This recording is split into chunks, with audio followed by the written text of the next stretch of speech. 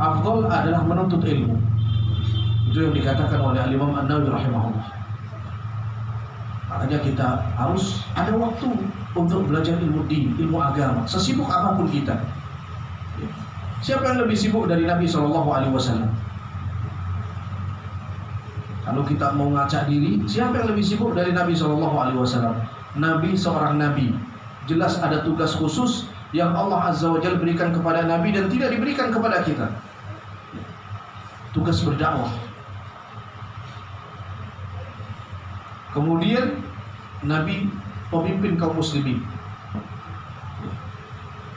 jauh di atas presiden, jauh di atas raja. Beliau seorang mengurusi kaum muslimin. Semua urusan kaum muslimin diurusi oleh Nabi SAW. Apakah beliau tidak kemudian sibuk mencari maisha? Sibuk. Beliau sibuk. Beliau banyak harta yang beliau miliki yang harus diurus. Beliau juga punya istri tidak cuma satu, 9 istrinya. Nah, ini istrinya satu, ketika diundang pengajian sibuk mas, sibuk pak, panjenengan anak piro, istrinya berapa, kok sudah beralasan sibuk. Nabi istrinya 9 aja nggak sibuk. Waktu ada beliau luangkan sengaja untuk para sahabat, mengajari para sahabat, menuntut ilmu dari Jibril alaihissalam, dari Allah Subhanahu wa taala. Keliru kalau seandainya kita beralasan sibuk untuk belajar ilmu din.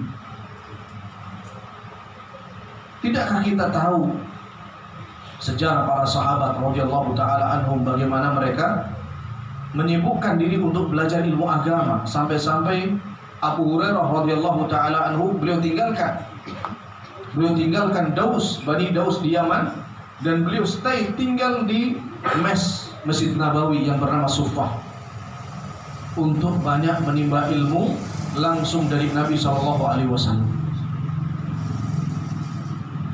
Umar Ibn Khattab radhiyallahu taala, demikian juga Abu Bakar As-Siddiq radhiyallahu taala, mereka berdua punya kebun korma, di Madinah, dan sosok keduanya adalah seorang mukmin yang paling afdal setelah Nabi SAW. Dan ini akidah Ahlussunnah wal Jamaah. Umat Nabi yang paling afdal adalah Abu Bakar. Keduanya adalah Umar bin Khattab radhiyallahu taala anhu. Beliau juga punya istri, bukan satu. Beliau juga punya sawah ladang. Tapi ada waktu untuk belajar, waktu untuk menuntut ilmu, karena thalabul ilmi fariidatun ala kulli muslim. Menuntut ilmu itu wajib bagi setiap muslim. Sehingga beliau waktunya dibagi. Satu hari hadir di pengajian Nabi SAW.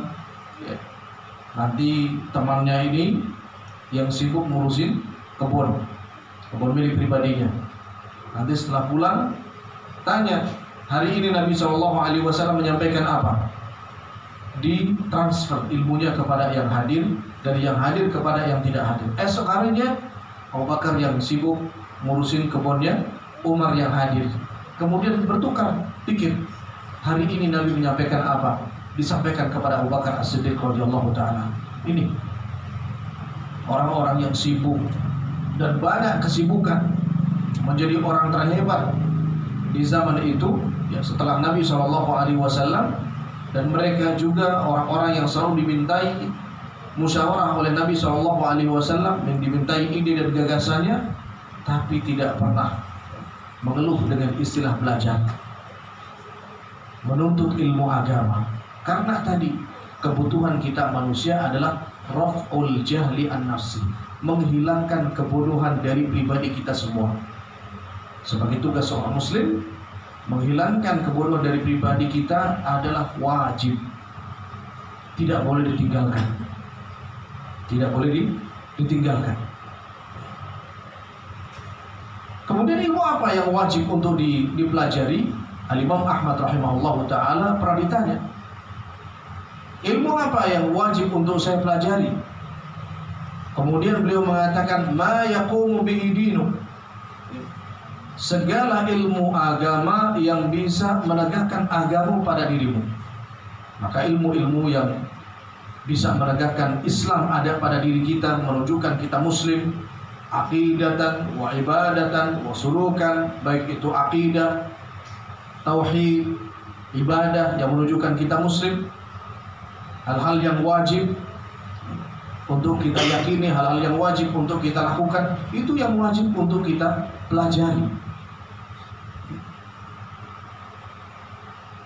Bahkan beliau ketika ditanya sampai di usianya sudah sepuh, beliau masih melakukan merantau untuk belajar ilmu agama. Bukan dari desa ke desa, bukan dari satu kota ke kota, tapi negara ke negara. Dari Mesir ke Yaman, dari Yaman ke Mekah, Mekah ke Madinah, Madinah ke Baghdad, dari Baghdad ke Syam. Terus itu yang beliau lakukan. Sampai-sampai para muridnya bertanya, ila mata? Kewajiban ini sampai kapan? Qala minal mahdi ilal lahd. Nanti sampai hidung ini ketemu dengan liang lahat baru berhenti belajar. Itu himmahnya orang-orang soleh. Kenapa? Karena tujuan mereka adalah raf'ul jahli an nafsi, beribadah kepada Allah Azza wa Jalla dengan menghilangkan kebodohan dari pribadi-pribadi mereka. Kalau kita punya niat dalam belajar menuntut ilmu agama seperti ini, ya, dengan ikhlas niat ibadahnya kepada Allah Azza wa Jalla dengan menghilangkan kebodohan dari pribadi, maka ketika dia sudah belajar, tidak peduli nanti dimintai fatwa apa tidak, jadi ulama atau tidak, disuruh ngisi kajian atau tidak, nggak peduli. Karena tujuannya apa? Menghilangkan kebodohan dari diri sendiri.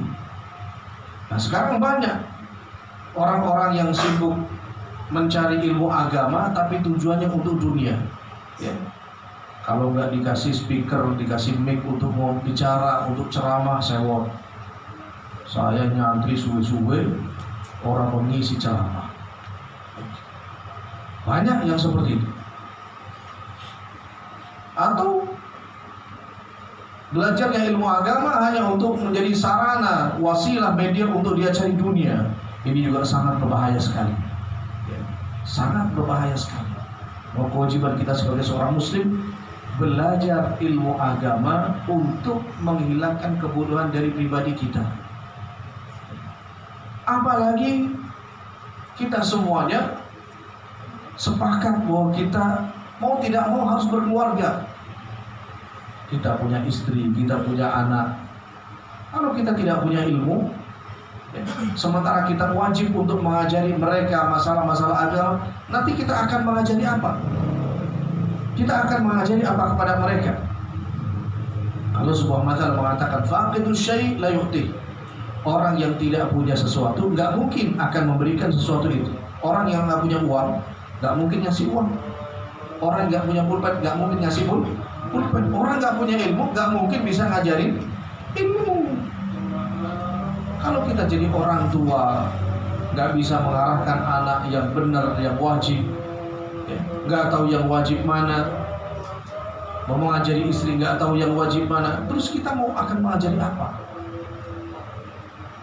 Apalagi kaum laki-laki, ya, yang punya kewajiban membimbing anak istrinya menjadi orang-orang yang belajar ilmu agama. Indonesia.